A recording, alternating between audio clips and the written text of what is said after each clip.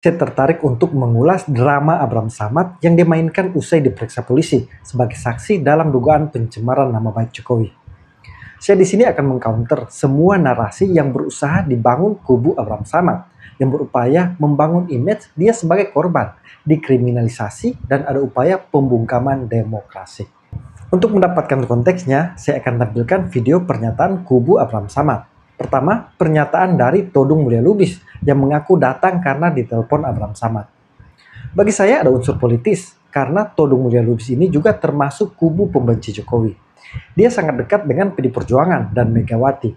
Dia juga menjadi pengacara Hasto yang menuduh dikriminalisasi Jokowi. Jadi Todung dan Abraham Samad menganggap Jokowi sebagai musuh bersama. Oke, kawan-kawan sekalian, saya bukan kuasa hukumnya Bung Abraham Samad. Kuasa hukumnya tadi sudah disebutkan, ada LBH Pers, ada LBH Jakarta, ada Kontras, ya, ada yang lain-lain juga. Tapi saya datang ke sini karena tadi malam ya, saya ditelepon oleh Bung Abraham Samad. Kenapa saya ditelepon? Karena dia mendapatkan panggilan dari Polda Metro Jaya karena didakwa, dipersangkakan melanggar pasal 310, 311 KUH Pidana dan juga pasal 27A, 28 Undang-Undang ITE. Nah, saya tidak ingin masuk pada substansi kasusnya. Tapi saya kenal Bung Abraham Samad ini dulu sebagai aktivis, sebagai advokat, ya. Dan sekarang banyak melakukan podcast. Nah, saya tahu Abraham Samad yang pernah jadi ketua KPK adalah orang yang punya integritas. Punya integritas, punya sikap, punya pendirian dalam membangun Indonesia yang lebih bersih dari korupsi, membangun Indonesia yang lebih baik, lebih adil. Dan saya tidak menyangka akibat podcast yang dilakukan oleh saudara Abraham Samad, dia dikriminalisasi. Tidak boleh ada kriminalisasi dalam negara Republik Indonesia ini terhadap wartawan, terhadap mereka yang punya podcast, terhadap siapapun, karena ini membungkam kebebasan berpendapat, membungkam kebebasan pers. Dan ini saudara-saudara dilindungi oleh Undang-Undang Dasar 45. Dilindungi oleh pasal 28 Undang-Undang Dasar 45. Undang-Undang Pokok Pers juga melindungi itu. Jadi tidak ada alasan sama sekali untuk memanggil, memeriksa, dan mengkriminalisasi saudara Abraham Samad. Kalau kita melihat pasal 310 dan 311, pasal 27A dan 28 Undang-Undang ITE, pasal itu tidak bisa dipakai. Karena di mana-mana pasal penghinaan atau pencemaran nama baik itu sudah dihapuskan. Hanya di negara yang otoriter atau punya tendensi untuk menjadi negara otoriter, pencemaran nama baik, penghinaan itu dikriminalisasi. Saya tidak mengatakan tidak mungkin ada pencemaran atau penghinaan. Mungkin saja, tapi bukan dikriminalisasi. Gugat saja secara perdata. Di negara lain, gugatan perdata itu dimungkinkan untuk pencemaran nama baik atau penghinaan. Tapi mengkriminalisasi seorang Abraham Samad, mantan ketua KPK aktivis yang selama ini dikenal punya integritas, itu adalah langkah setback ya, yang paling luar biasa dalam kehidupan hukum kita. Saya katakan tadi melanggar atau membungkam kebebasan pers. Anda tahu bahwa untuk setiap dugaan tindak pidana semacam ini mesti ada yang disebut niat jahat atau malicious intent. Kalau tidak ada malicious intent atau niat jahat, tidak mungkin ya ada tindak pidana. Nah, saya kira saudara Abraham Samad melaksanakan tugasnya sebagai warga negara yang baik, mencoba ya, mentransformasikan dan mengkomunikasikan semua informasi untuk mencari kebenaran yang material, yang substansial. Dan itu yang dilakukan. Loh, kenapa dikriminalisasi? Kenapa dipidana? Nah, saya tidak melihat ada malicious intent di situ. Tidak ada niat jahat di situ. Apakah dari wajah saudara Abraham Samad kelihatan dia punya niat jahat? Enggak kan? Dia ini orang yang sangat lembut sebetulnya. Jadi kebebasan menyatakan pendapat, kebebasan mengekspresi itu hak asasi yang mutlak, absolut, ya, dimiliki oleh setiap warga negara. Kami datang ke sini untuk mendukung saudara Abraham Samad, ya, untuk Indonesia yang lebih baik, Indonesia yang berkeadilan dan berhukum. Dan saudara-saudara, inilah zaman di mana penegakan hukum dipolitisasi. Inilah zaman di mana hukum dijadikan sebagai weapon. Ini yang disebut weaponization of law. Ya. Nah, kalau ini yang dilakukan, negara hukum ini akan hancur. Dan Indonesia ini akan hancur. Tidak boleh ada weaponization of law yang mengkriminalisasi seseorang. Saya berharap Presiden Prabowo Subianto ya, mendengar ini dan mulai melihat ya, aparat penegak hukum Indonesia. Apakah itu kepolisian, apakah itu kejaksaan, apakah itu pengadilan, ya, bahwa kita berada di ambang bahaya. Di ambang bahaya, negara hukum ini sedang diancam. Dan kita semua akan menjadi korban dari kesewenang-wenangan ya, dari aparat penegak hukum kalau ini tidak dihentikan.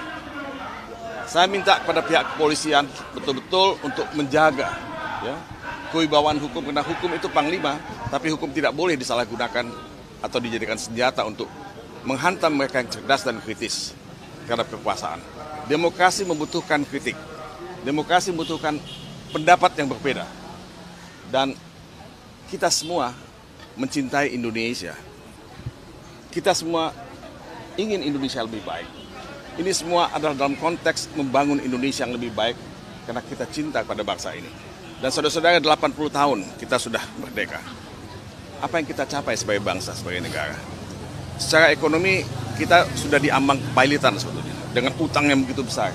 Secara hukum kita juga semakin jatuh ke titik yang paling nadir di Indonesia ini. Nah, apakah kita masih punya harapan? Saya tidak mengatakan untuk pesimis, tidak. Tapi kita berada di ambang kehancuran kalau kita tidak sama-sama ya, mengembalikan wibawa hukum itu untuk menjadi panglima dalam kehidupan kita berbangsa dan bernegara. Ya, mungkin ini yang saya ingin sampaikan. Ya, yang lain mungkin bisa menyampaikan yang lain. Ya, sekali lagi terima kasih. Ada 3 poin penting yang diungkapkan Todung Mulya Lubis. Pertama, membungkam kebebasan berpendapat, membungkam kebebasan pers, dan Abraham Samad tak ada niat jahat atau mens rea. Oke, pertama soal membungkam kebebasan berpendapat. Ada ungkapan kebebasan seseorang dibatasi oleh kebebasan orang lain. Artinya, kebebasan individu termasuk berpendapat tidak mutlak, melainkan ada batasannya agar tidak merugikan atau melanggar hak orang lain. Setiap orang memiliki hak untuk bebas, namun kebebasan tersebut harus diimbangi dengan tanggung jawab untuk menghormati hak-hak orang lain. Nah, dalam hal ini saya mau menegaskan bahwa melontarkan fitnah dan mencemarkan nama baik seseorang itu bukan kebebasan berpendapat. Sekalipun itu diungkapkan dalam podcast. Karena tadi, kita walaupun bebas tapi tidak boleh semena-mena menghujat dan memfitnah orang lain. Persoalannya, dalam podcast Abraham Samad itu, dia hanya berpihak pada kubu Roy Suryo CS. Abraham Samad tidak netral, apalagi historinya Abraham Samad benci kepada Jokowi. Malah dia berorasi untuk meminta Jokowi diadili. Maka kita harus rame-rame datang ke KPK atau ke kepolisian mengingatkan aparat penegak hukum agar supaya segera melakukan penyelidikan terhadap keluarga Mulyono. Mari kita geruduk KPK dan kantor kepolisian untuk mengingatkan bahwa segera melakukan penyelidikan terhadap Presiden Jokowi.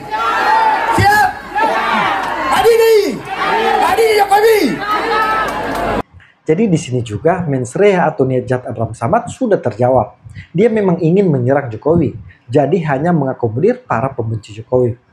Terkait kebebasan pers, pertama saya harus tegaskan, podcast itu bukan produk jurnalistik, karena tidak menerapkan prinsip utama jurnalistik, yaitu berimbang atau cover both side. Boleh dicek, podcast Abraham Samad isinya hanya selalu memberi ruang kepada kubu atau orang-orang yang membenci atau mau menyerang Jokowi. Dia tidak berimbang dengan menghadirkan juga kubu Jokowi. Itu alasan kenapa podcast itu bukan produk jurnalistik, karena sangat objektif dan banyak mengandung opini. Dalam Undang-Undang Pers nomor 40 tahun 1999 juga tidak menyebut podcast sebagai sebuah produk jurnalistik. Coba teman-teman lihat seperti Rakyat Bersuara, pasti selalu berimbang menghadirkan kubu pro kontra. Di Rosi Kompas TV, selalu menghadirkan 2 kubu. Di The Forum Satu Meja, pasti selalu ada pro kontra. Di Dua Sisi dan Interupsi apalagi, pasti selalu ada 2 pihak. Karena itu prinsip dasar jurnalistik. Itulah produk pers, karena prinsipnya harus berimbang, tidak berpihak atau berat ke salah satu kubu saja. Tapi di podcast yang hanya memberi ruang satu kubu saja, seperti Abraham Samad dan Sentana TV, itu jelas-jelas bukan produk jurnalistik. Walaupun seperti host Sentana TV yang mengaku wartawan dan terverifikasi, Tapi ketika tidak menerapkan prinsip dasar jurnalistik, maka podcast yang dibuatnya itu bukan karya jurnalistik. Saya juga mempertanyakan Mikhail Sinage ini mengaku mendapatkan sertifikasi wartawan utama. Tapi prinsip dasar jurnalistik harus berimbang atau netral, dia tidak paham. Sangat miris bagi saya. Saya juga terverifikasi Dewan Pers. Kalau benar dia terverifikasi wartawan utama, maka saya usulkan dicabut Dewan Pers karena dia sudah melanggar kode etik jurnalistik. Entah karena kesengajaan atau dia tak paham kode etik jurnalistik. Karena podcast itu adalah ruang untuk orang berdiskusi, ruang untuk orang mengeluarkan pendapat. Ada adu argumen di situ, ada adu argumentasi dan diskusi. Karena terus terang Mbak ya, podcast saya itu bertujuan untuk mengedukasi, mencerahkan dan memberi informasi kepada halayak ramai begini Bang Samad, mereka dan apa yang menjadi kewajiban mereka. Begini Bang Samad. Dengan misalnya kalau tunggu. Beda misalnya kalau Anda buka ada podcast yang isinya kalau bahasa anak gens itu ale-ale, lucu-lucu, konten-konten entertainment. Itu bukan produk jurnalisme. Gitu. Begini Bang Samad, Anda menyebut bahwa konten podcast Anda adalah edukasi hukum. Tapi Anda juga sebagai mantan ketua KPK terbiasa sebenarnya dengan verifikasi, dengan bukti-bukti. Tapi di podcast tersebut Anda tidak menghadirkan pihak dari Pak Jokowi. Yang Anda hadirkan hanya Roy Suryo, Dr. Tifa, Rismon Kurnia, dan Riza Fadila. Tapi podcast saya ya setiap saat bisa digunakan sebagai tempat klarifikasi. Kalau ada seseorang atau ada masyarakat merasa sesuatu yang ditayangkan itu perlu ada keseimbangan, maka saya membuka ruang untuk mendatangkan mereka untuk melakukan klarifikasi di situ. Kan begitu. Jadi silahkan, karena kan kita sampai ke silahkan kalau ada yang mau kita bukakan ruang, silahkan kita klarifikasi. Lewat podcast itu kita undang mereka menjelaskan. Kita tetap membuat ruang. Kalau orang keberatan maka itu kan ruangnya ada klarifikasi ya. Ada hak jawab. Kan gitu kalau di media. Dalam video tadi seolah-olah Abraham Samad mau mengatakan podcastnya produk jurnalistik. Dia juga menyinggung soal hak jawab. Inilah kekeliruan Abraham Samad. Pertama, Abraham Samad juga bukan wartawan. Dan hak jawab itu adalah hak untuk pihak yang merasa dia masih harus mengklarifikasi dari sebuah produk jurnalistik. Tapi syaratnya sebuah pemberitaan atau produk jurnalistik itu harus lebih dulu berupaya mengcover both side atau dua sisi atau berimbang. Sederhananya, produk jurnalistik itu harus menyajikan berimbang secara objektif tanpa mencampurkan dengan opini. Tapi kemudian ada pihak yang masih keberatan, dia masih bisa menggunakan hak jawab. Ada juga mengoreksi dengan hak koreksi. Jadi Abraham Samad sebenarnya tidak mengerti dengan hak jawab. Tapi sekali lagi Abraham Samad ini bukan wartawan. Dan podcast itu bukan produk jurnalistik. Abraham Samad ini bagi saya hanya pembenci Jokowi. Jadi mensreanya jelas. Podcastnya lebih kepada penggiringan opini bukan memberikan edukasi publik. Apalagi podcastnya dengan Roy Suryo Ces ini bersifat fitnah. Jadi Abraham Samad masuk dalam kategori ikut menyebarkan fitnah dan hoaks itu. Saya juga menampilkan pernyataan dari penasihat Kapolri Arianto Sutadi. Bagi saya, Pak Arianto memberikan penjelasan yang lebih terang bahwa Abraham Samad sendiri baru sebagai saksi, tapi sudah kuat dikriminalisasi. Jadi Abraham Samad sebenarnya kembali membangun opini bahwa dia korban. Menurut penasihat Kapolri, nanti proses pemeriksaan dan keterangan ahli yang akan menentukan jika isi podcast Abraham Samad itu masuk dalam kategori ikut menyebarkan hoaks dan menghasut serta mencemarkan nama baik, pasti akan menjadi tersangka. Tapi jika tidak, Abraham Samad hanya sebagai saksi. Terkait dengan pemeriksaan Bang Abraham Samad kemarin, karena konten podcastnya yang membahas ijazah Jokowi ini cukup kuat menjadikan Samad sebagai saksi terlapor. Dan juga ada keberatan dari Bang Abraham Samad. Bagaimana Anda melihat kasus ini? Ya, jadi begini ya. Saya tidak ikut melihat meriksanya ya, tapi saya ngecek hanya kepada keamanan negara yang meriksa itu. Jadi ini, kemarin diperiksa itu kan dalam rangka sebagai panggilan di dalam taraf penyidikan ya. Kemudian tapi masih sebagai terlapor, belum sampai pada hanya saksi ya, belum sampai pada tersangka atau apa dan sebagainya. Nah, penyidik di dalam tahap klarifikasi ini sebetulnya dia pasti akan menanyakan dari bahan-bahan yang sudah dilaporkan oleh pelapor kepada penyidik. Dalam hal ini yang melaporkan bukan laporannya Pak Jokowi yang terkait dengan Pak Abraham Samad ini. Kan di sana kan ada 6 laporan itu yang dari Pak Jokowi, dan kemudian ada lagi dari pendukungnya Peradi Bersatu atau dan sebagainya itu, yang ada laporan tersendiri isinya itu. Kalau yang dari Pak Jokowi itu isinya adalah pengaduan sebagai penghinaan ya, pencemaran nama. Tapi kalau mereka ini bukan pencemaran, karena itu bukan delik aduan yang disampaikan, tetapi delik ujaran kebencian.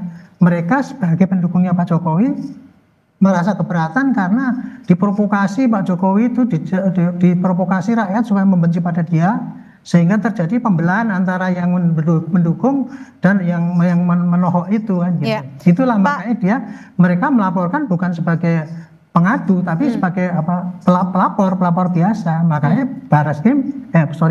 Polda Metro itu menanggapinya. Kebetulan ini menanggapinya digabung sama-sama ini antara laporannya Pak Jokowi dengan yang itu, yang tapi Pak Arianto, terkait dengan pemanggilan dan juga pemeriksaan terhadap Abraham Samad ini ada unsur mens rea-nya, ada unsur niat jahatnya menurut Anda? Jadi gini, ini kan sekarang lagi dipanggil sebagai saksi ya dipanggil sebagai saksi itu, tapi di sana pasti penyidik sekarang sudah mengantongi keterangan-keterangan dari yang melapor.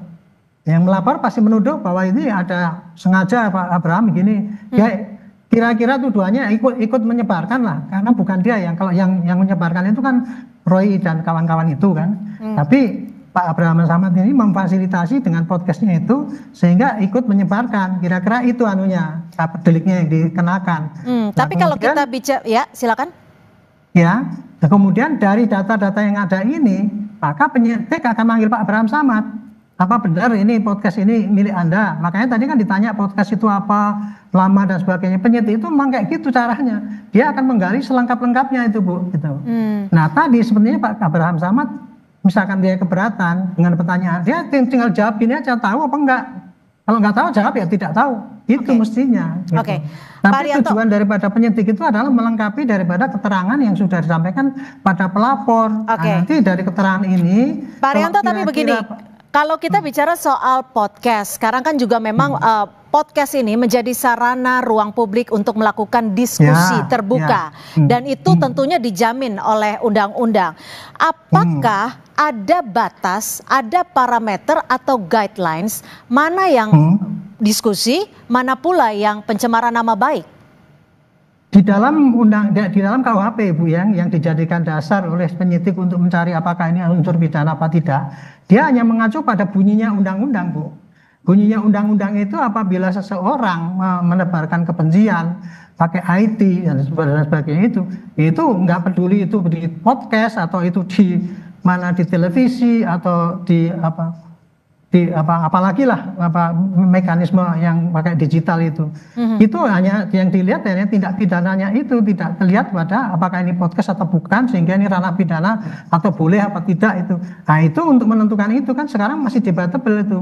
Oleh karena itu penyidik pasti akan tanya saksi ahli yang di bidang IT, apakah kalau Pak Abraham Samad itu ngomong di situ di dalam podcast itu, kemudian ini apakah ini termasuk di dalam undang-undang yang didalilkan di dalam undang-undang ITE tentang ujaran kebencian itu apa tidak, termasuk juga menimbulkan perpecahan, itu nanti pasti ditanyakan pada saksi ahli dengan data-data yang ada dari rekaman jejak digital.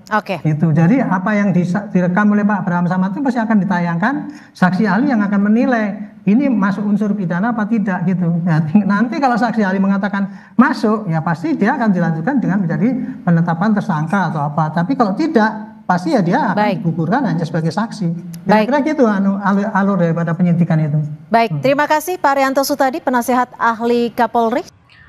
Namun bagi saya, dengan melihat track record Abraham Samad selama ini yang menjadi bagian dari gerakan untuk menyerang Jokowi, maka mens rea-nya jelas.